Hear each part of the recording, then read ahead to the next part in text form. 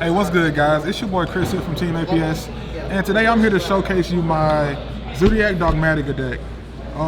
Super cool deck in my opinion. If you like Zoodiac, it's something I would consider playing if you have the Dogmatika cards. I know they're kind of expensive right now, but if you can get your hands on those, I say play this deck. Pretty much 2 engines put together to make one pretty cool deck. And we're just gonna jump right into the profile.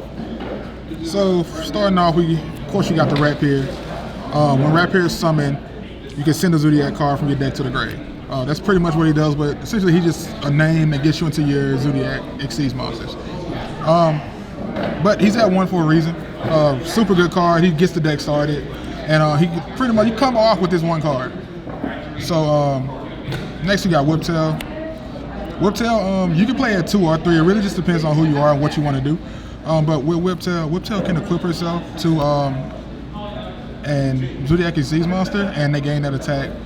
Pretty much it just allows you to get more materials under it, plus it's another name. Next I play 3 Thoroughblade. Pretty much just because he's a name, but also when this card is special summon, you can discard a Zoodiac card to draw a card. So that effect comes in handy sometimes. And also, if it attacks a defense position monster, it can pierce. And that's whatever it's equipped to can do piercing. So it's a pretty decent card. Next we play Ram Ram. I play 3 Ram Ram just because I want to see at least 1 Zoodiac, because worst case scenario, if I see Ram Ram and I don't see any other Zoodiac cards in my hand, I could easily go into a Trident Steel. So I like playing a bigger Zoodiac engine in a sense, in order to pretty much just get to my Zoodiac Exceeds monsters. But that's pretty much all the Zoodiac monsters I play in the main deck. Next we play 3 Ecclesia. Ecclesia pretty much is the main searcher for the Dogmatika cards, and she can special summon herself, and she can also just search out your deck. Not to mention she can't be destroyed by battle or card effects, if I'm not mistaken. Cannot be destroyed by battle. I'm sorry. Cannot be destroyed by battle. Monster from the extra deck. So she comes in handy because she mainly searches, but the can't be destroyed by battle part is pretty good also. Next I play 2 Maximus. Maximus, you can special summon him by banishing an extra deck monster from your graveyard, and then when he special summon, you can send 2 monsters from your extra deck to the graveyard, and your opponent has to do the same. You can play that card at 2 or 3. If you're playing it against Dogmatika, you don't really want to play this too much. So I see some people cut it down to 1 if they know they're going to play against a lot of Dogmatika, or they don't play it at all. But I think it's worth running just because it's a pretty decent card, and it comes out as another body, and it can also just fill your graveyard and get you good effects. So I play 2 of that, and I play 2 Fleur de Lis. Fleur de Lis can special summon itself whenever there's an extra deck monster on the field. It is a quick effect, and when it comes out, and if you control another Dogmatika card, you can blank a monster on the field by negating its effect. Super decent card. You could play that 3. I like it at 2 just because I don't really like drawing it because it's so searchable. I got like 6 ways to search it in the deck. But that's it for the Dogmatika monsters. And then next I just play hand traps. I play the 2 Ogres. I play 3 Veiler. You can replace these with Ash Blossom if you want to. It really just depends on who you are and what you want to play. But I like Veiler. But you can run Ash Blossom also. It really just depends on you. And that's it for monsters in general in the deck. Next we're going to get to spells. Zoodiac Barrage. Self-explanatory. This card pretty much gets the Zoodiac engine running. It's at 1 for a reason. If I could play 3, I would. But I play 1 Zoodiac Barrage. Next up, we play 3 Nadir Servant.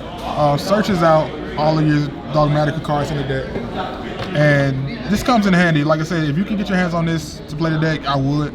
But it's a super good card. And it also fills your extra deck. It fills your graveyard with extra deck monsters, so you can go off. After that, you play 3 Tinky. And with 3 Tinkies, essentially you can search out all your Zoodiac cards because they're all Beast Warrior. Next, I play 2 Powder Desires.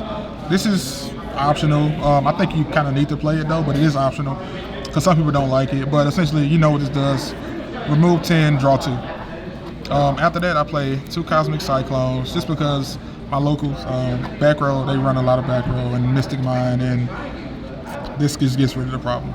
I play 1 Upstart Goblin just for the 40 card. And it just allows me to draw a card. You know what that card does. 3 other hand traps I play.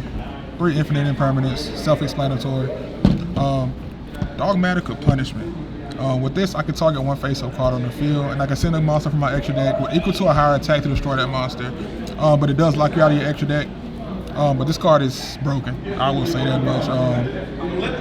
Yes, it's broken. That's all I can really say about it.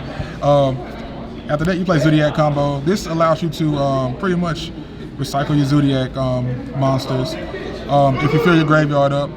So that lets you recycle them. And I play one Shadar Schism. Because I play the Shadar monsters in my extra deck and I go in the window, this pretty much just mandatory. You can play that one. You don't need to play that more than one. And that's it for the main deck. Now we get to the extra deck. Start off, we got one Zoodiac Dryden. Quick effect, you can detach a material to destroy a card. But you can pretty much make him over any Zoodiac monster with a different name.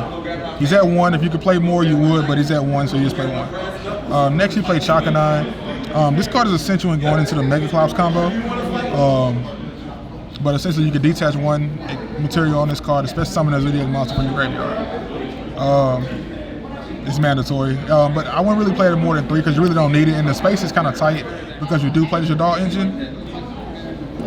Next, you got Tiger Mortar. Tiger Mortar allows you to put Exceeds material under your Zoodiac Exceeds monsters when they don't have them, or just whenever you want to put them under there. But it's essential. I wouldn't play them more than 3 because, like I said, space is tight. Next, I play one Hammer Kong. I play one Borbo, and that's pretty much it for my Zoodiac extra deck monsters. Next up, we play Tornado Dragon because your deck is full of level 4s, and this just allows you to clear problem spells and traps. But that's it for all the Exceeds monsters in the deck. Next, we got Titanclad.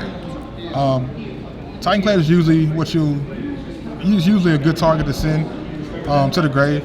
You can change it. You don't have to play it at 2. I like playing it at 2 because if the game gets a little bit more grindy, this is a good card to have because you get pretty much use punishment to pretty much out your opponent board and then get you some good cards on the end phase.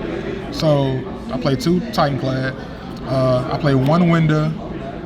I play 1 Shadar, El Shadar Alkalone, and I play 1 Construct. Essentially, this is the whole package. Once you send Alkalone, you can add Schism to hand, and then Construct.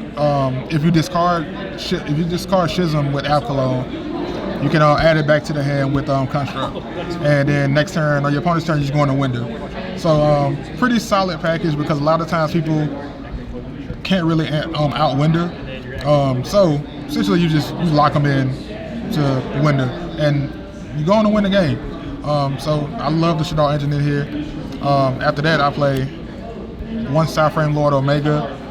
You can send this card to the graveyard with your Dogmatika cards, and with this allows you to disrupt your opponent's graveyard. So if they got something very important in there, you can just shuffle it back. So he comes in handy. And also, last but not least, I play Infinitrate Mega Clops. He's the MVP. Because essentially, if you make him, if your opponent doesn't play Seas monsters or they don't play removal spell traps, they can't really get over this card. And he just sits on the board at 4,000 attack.